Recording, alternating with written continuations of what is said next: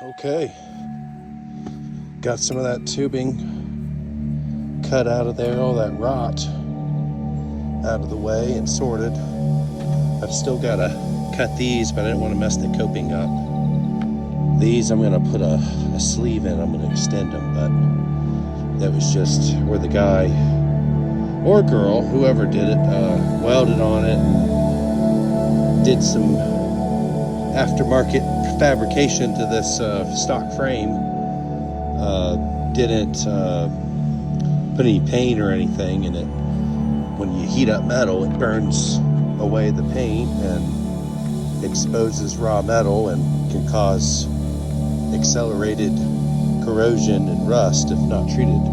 Also, if you have any old four-wheelers or dirt bikes, if you live in the Virginia, Bristol, Tennessee area, if you want to reach out, shoot me an email and we can link up. Okay, so I have cut the bottom out, and I just cut a couple of these old bungs off. They're solid steel. I'm going to insert them into here to extend the sections of pipe that make like a sleeve, like a reinforcement area to weld to. But you'll save me some time on some precision work on the ends. But yeah, I'll get this cleaned up and I'll stick that in there. By doing that, that'll make the joint stronger. And then I'll attach it in here. And then I don't have to worry about getting the ends perfectly symmetrical. I can just kind of float it, and then I can just weld it up and grind it, and it'll be solid. Okay, see what I mean?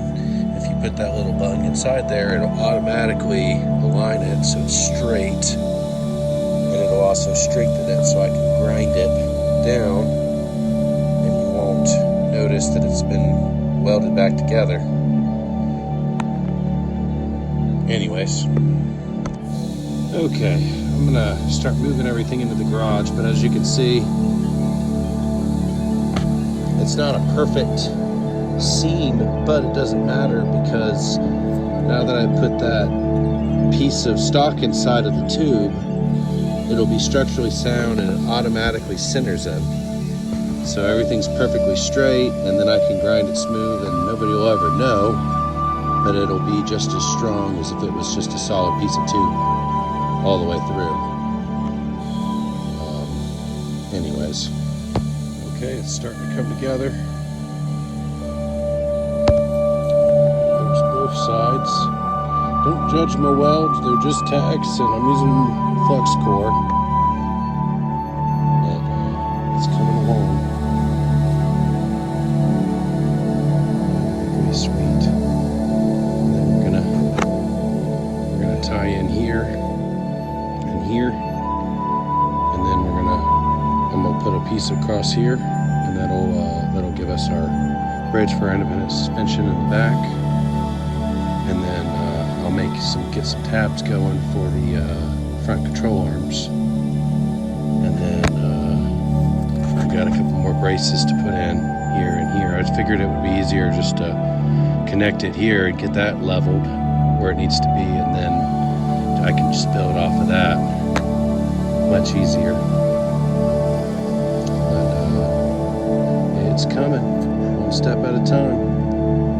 Good, got the left side connected.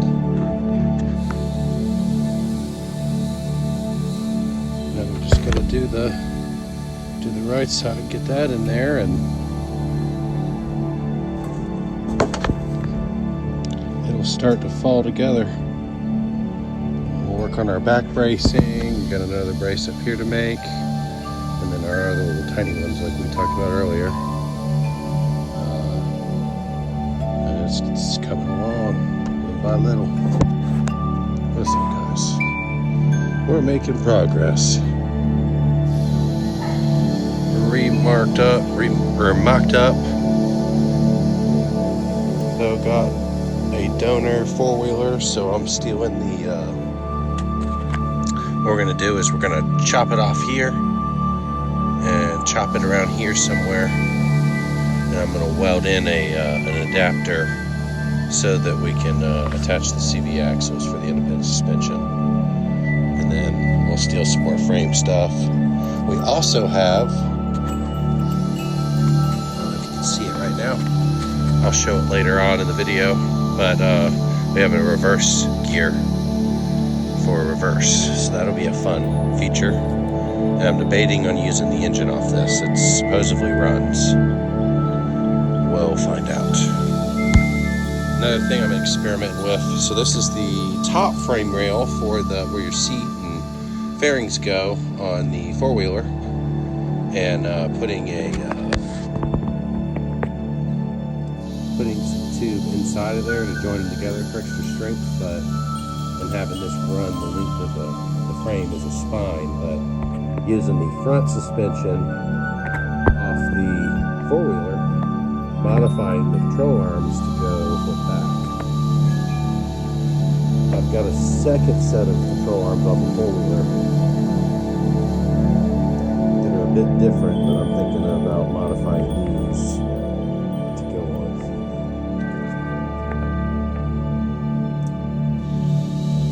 Won't know until I start mocking it up, but that's where we're at so far. Just the big thing was getting the frame to a starting point, so I have something to build off of, and then doing the mods. Anyways, that's what we got so far. Let me know what you think. It's coming along. It's just a rough draft. I've got some stuff kind of tacked rough together. It's not perfectly clean or absolutely perfect, but there's the back section, kind of rough mocked up. This is the front of the four-wheeler. That's my dog. The front of the four-wheeler to the back of the cross cart. Don't know if I'm gonna keep that or not, but I added a secondary brace cut into the back brace. I'm gonna bar that brace all that in. That'll give an extra spot for the seats to go and strengthen the rear. And I'll put some more. We'll probably tie in some more somewhere in here. Put some more cross bracing in here and going up. But again, this is just figuring it out as I go, working with what we got. Just using an old four-wheeler, and then what was left of the buggy, and just random parts, trying to make this thing happen.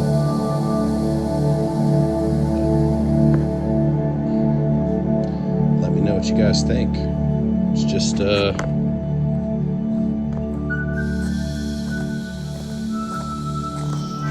are some rear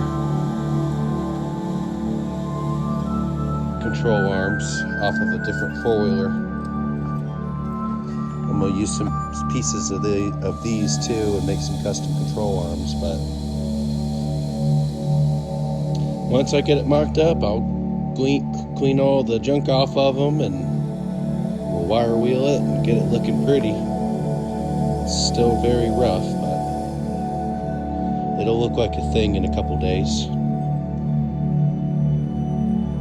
My goal is to have it on its own wheels, hopefully by the end of the week, if I can do that. Then I'll be messing with powertrain stuff.